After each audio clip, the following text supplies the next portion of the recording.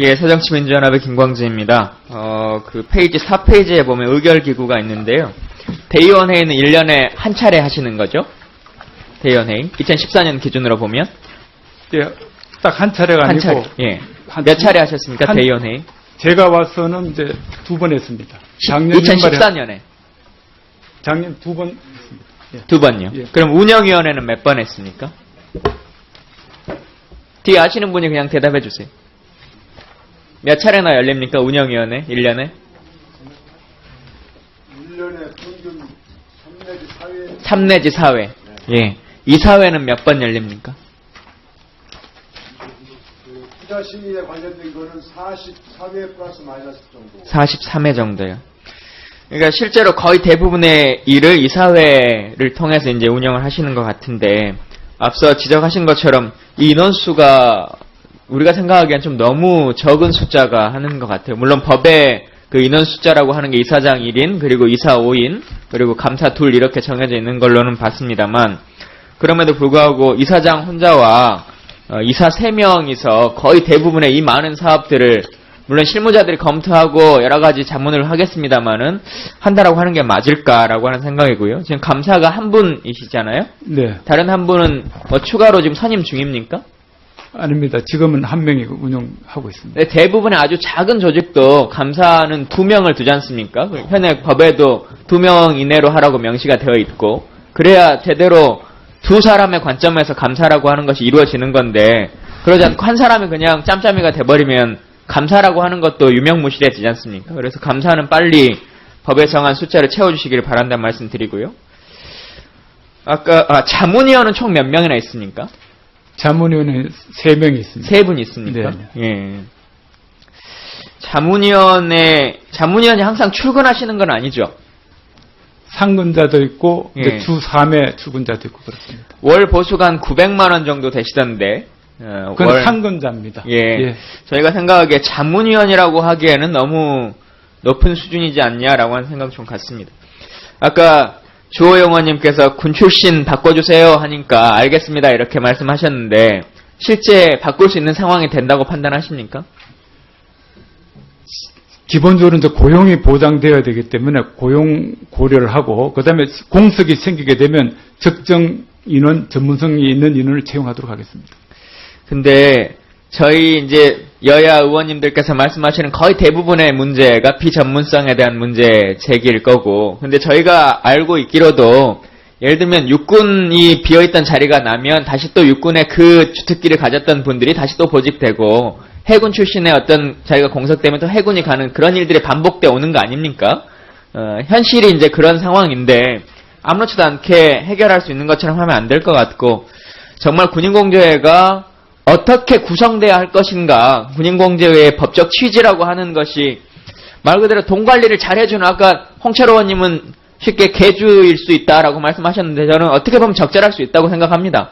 금융 업무를 보고 돈을 부풀리는 일을 하는 것이 주 업무인 것인데, 저는 군 출신 분들이 방산업체나 혹은 뭐 유관기관에 가셔가지고 전문성을 갖추는 것은 필요하다고 생각하지만, 금융과 관련한 문제에 있어서는 그 전문성이라고 하기에는 조금 뭐 조직 체계나 이 내부를 아는 것은 필요성이 있겠지만 그건 좀 다른 문제다라고 하는 생각이 들고요. 계속 그 사업이라고 하는 게 성공할 수도 있고 실패할 수도 있는데 지금 계속 거론되는 건 실패한 사업들에 대한 것이고, 그 실패가 오래된 사업들이에요. 2008년도에 있었던 사업들이 거의 계속 남아있는 건데, 저는 그런 것 같습니다. 이사장님께서 리더가 되셨고 지도자가 되셨는데 지도자는 결정을 해줘야 되거든요. 근데 지금 역대 지도자들이 결정을 안 해주고 있는 것에서 발생하는 문제인 것 같아요. 책임을 져서 결단을 내려주셔야죠. 매각할 건 매각을 하고 말 건 말아야 되는데, 지금 뭐 로긴 김해 이거 같은 경우도 보면 추진 전략을 14페이지에 보면 정상화 추진 사업이라고 김해 로긴 사업을 써놓으셨어요. 사업 보고서에. 근데 정상화가 안 되는 거 아닙니까? 김해시가 못하겠다고 거의 통보까지 공식 문서로 해온 상태고, 그리고 제가 알기로 매각과 관련한 논의를 하고 계셨죠? 매각에 관련된 거는 공식 논의는 없었습니다. TF팀에서 그 회의가 없었습니까? TF팀에서는 사업 정상화를 추진하기 위한 계획이 정립이 되었습니다. 제가 알기로는 전체 인원 7명 정도 중에서 한 6분은 내각에 동일한 걸로 얘기를 했다라고 하던데 사실이 아닙니까? 그거는 내부 토의 과정에서 있었는지는 모르지만 최종 의사결정에는 그런 사항이 없었습니다. 최종 의사결정이라고 하는 게 누구 한두 사람의 영향력으로 행사돼서는 안 될 것 같은데 전 좀 국회에 제출하는 자료들에 있어서도 보면 TF회의 안건 문서 및 회의록 이런 것들은 본 질의에 대한 문서는 기업 비밀 문서라서 제출할 수 없음을 양해해달라 이렇게 하셨어요. 그리고 이 MPL 사업에 분류되는 서류를 제출해달라고 하니까 이것도 기업 비밀이라 제출할 수 없다 이렇게 하셨는데 어찌 보면 똑같은 내용인데 사업 정상화 TF팀에서 매각 관련한 문서를 주라고 하니까 그건 또 존재하지 않아서 좀 못 주겠다 이렇게 국회라고 하는 공간에서 저희가 국정감사를 하는데 다 기업 비밀이라서 못 내놓고 아무것도 공개하지 않으면 저희가 신문 보고 나오는 내용만 가지고 얘기할 수밖에 없는 거 아니겠습니까? 그래서 이렇게 국회를 생각하시면 안 되겠다라고 하는 말씀 드리고요. 시간이 많지 않으니까. 군인공제가 하여튼 그래서 제가 생각하는 김해 같은 경우는 팔 거는 빨리빨리 팔 것으로 정리했으면 좋겠다는 말씀을 좀 드립니다. 군인공제 회관 문제와 관련해서 이번에 그 IBM이 나가면서 삼성물산이 새로 들어오지 않습니까? 네. 그러면서 기존에 있었던 중소기업을 강제 퇴거시켰던 사안이 있어요. 아시죠? 네. 예. 계약한 지 2달 만에 그냥 나가라고 그냥 통보하신 건데 이게 군인공제가 지향하는 바입니까? 이 사안에 대해서는 매우 유감스럽게 생각을 합니다. 그 업체가 사실 이제 3년 4개월간 입주를 해 있었습니다. 그 2달간 있은 게 아니고. 3년 4개월에서 재계약을 한 거 아니에요? 네, 그렇게 하면서 90일 전에 그 사전 그 통보를 해서 협의를 했던 그런 사항이 되겠습니다.